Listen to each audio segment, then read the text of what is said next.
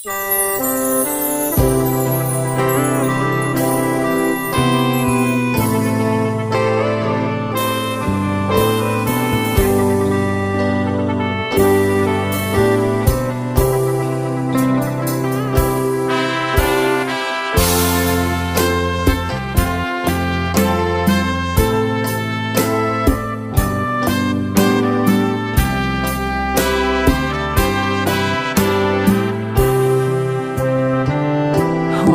มกลิ่นมาลา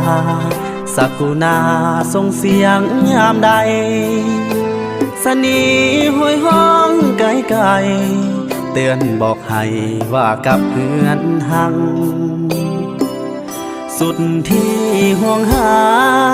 ยอดศิวาที่อยู่แนวหลังนั่นเป็นจังใดน้อนางแอวบางสุดที่ห่วงใยหักน้องคนดีดังตาคู่นี้ที่แสนล้ำค่าหักซากพ่อแม่ปาซายอมเสียสละแม้นสิ้นลมไปเพื่อศาสตร์เพื่อนางทุกสิ่งอย่างน้องคงเข้าใจฝึกฝนสร้างตนคอยอายขอยอดดวงใจอย่าได้ขอนแค้นน้องคือดวงใจศาสตร์ยิ่งใหญ่เกินพันละนาสายสตรีที่มีคุณค่าต้องขานอาสาปกป้องดินแดนน้องคือสีวาศาสตร์และภาษาเฮาต้องห่วงแหนขออุทิศชีวิตทดแทนแผ่นดินบ้านเกิดเมืองน้องศาสตร์ปีละสนเฮาเป็นคนลาวลูกลาวล้านลาวบรรพบุรุษของเฮาเต้าโฮมศาสตร์ภาษากรต้องหักษาไว้แม่นสิบมาลายบอกคิดถอดถอนสีห้องใจมอบให้งามงอนชีวิตแน่นอนเพื่อศาสตร์ลาวเฮา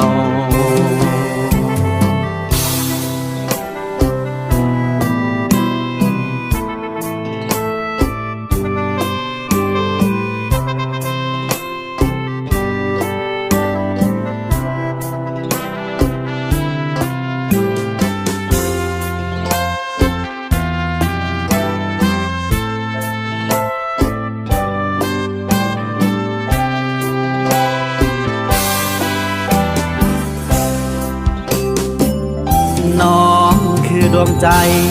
ศาสตร์ยิ่งใหญ่เกินพันละนาสายสตรีที่มีคุณค่าต้องขานอาสาปกป้องดินแดนน้องคือสีวาศาสตร์และภาษาเฮาต้องห่วงแหน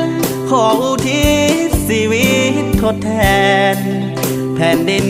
บ้านเกิดเมืองน้องศาสตร์ปีละสนเฮาเป็นคนลาวลูกลาวล้านลาวบรรพบุรุษของเฮาเต้าโฮมศาสตร์ภาษากรต้องหักษาไว้แม่นสิบมาลายบอกคิดถอดถอน